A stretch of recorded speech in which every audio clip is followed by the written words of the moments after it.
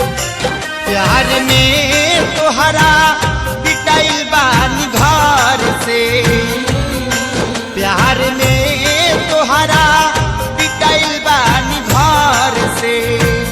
नइख मिलत बाबूजी के डार से।